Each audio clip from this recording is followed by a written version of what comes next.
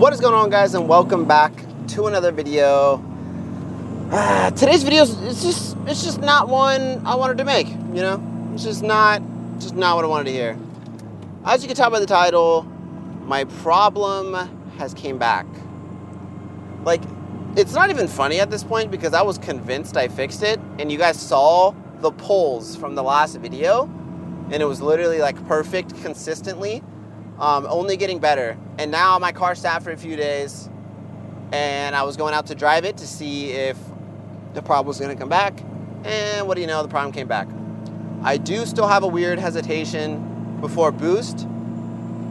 So it looks like today's video we are going to figure out what the hell is going on. So what I'm going to do right now is I'm going to get a few data logs in, and then I'm going to take you guys home with me. And that sounded kind of weird. I'll take you guys back to my place. I don't know, it's getting weird. And then we'll get the data logs up on the computer, and we'll go through them together to see if anything is weird. And it looks like we're just gotta figure this thing out. And we're getting close, I feel like. We have to be getting close at some point, right? All right, so I'll do a poll again, and most likely you'll see that it's gonna have a weird hesitation. Subaru problems, just Subaru problems.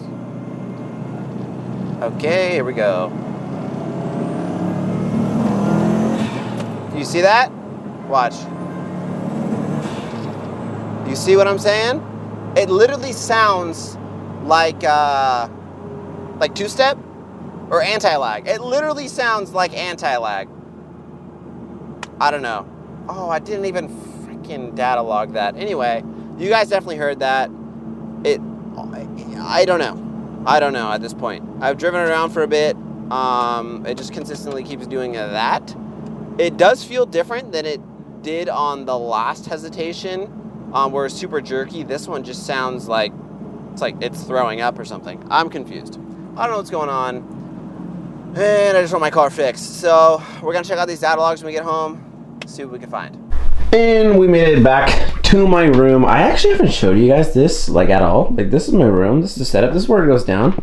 This is where all the edits go down. I literally just built this because, like I said, we're on stay home, so I've started to build everything. Freaking upgrading my room too. So I got this little shelf, right? And I got 3 hooks.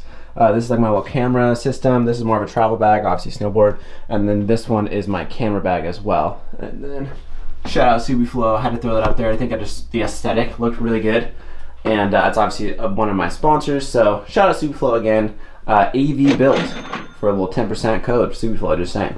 Anyway, so now what we're going to do, I got the access port here. We're going to go ahead and look at these data logs. And I actually think, I keep saying this, but I think I figured out the problem already just from doing a little research on my phone. Let's see. We're gonna whip that, get that going right there, and get this access port hooked up.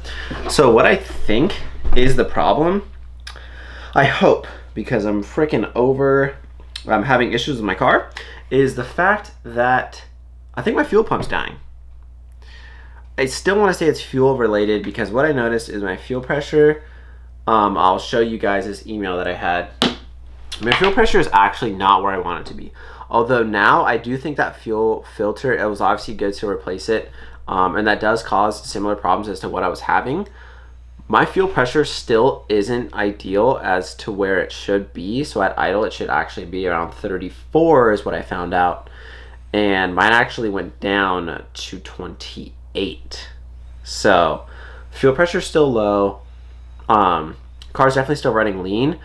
And what I noticed, or what I was Googling, is the fact that the Walbro 255 fuel pump that I installed actually 2 years ago, apparently they have a short lifespan, or at least it's pretty common, or maybe the batch that I got is just not good. And it was actually causing the same exact problems for other people on the forums, with the fact that their fuel pump started going bad and it was causing their low fuel pressure.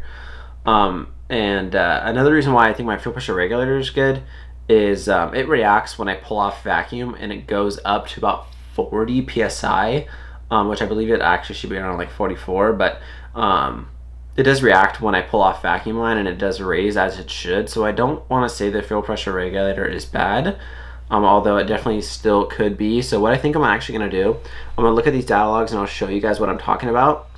And then I actually have my stock fuel pump that I took out a while ago. And what I'm gonna do is I'm gonna take out that Marlboro today, and I'm gonna put in the stock one and see if my fuel pressure goes from like that 28 at idle. If it raises to the 34 as it was previously when I first installed my fuel pump, I'm probably gonna get like a 340 instead of my 255 fuel pump. And hoping that is my last of my issues. So let me sign into here. Where we at? Oh my god, I don't know my own password. Anyway, so I'm gonna pop up these data logs and then I'll be with you guys in just a second. Okay, so just so you guys can see what I'm talking about and kind of understand a little bit of what I'm saying. So this data log up here, this data log number 1. Anyway, this is like about a year ago. This is when I just got tuned. This is my known good data log. Also very important, if your car's running perfect, data log everything you can. Just so you have a known good data log, and it'll make it a lot easier when you go back to reference when you're having issues. Just saying. I just thought of that idea and I think that's really good. Anyway, so here's my data log. It's a known good one. This is when my car's running perfect. So this one here, let's see. Okay, so this column here, let's see if we can get it clear.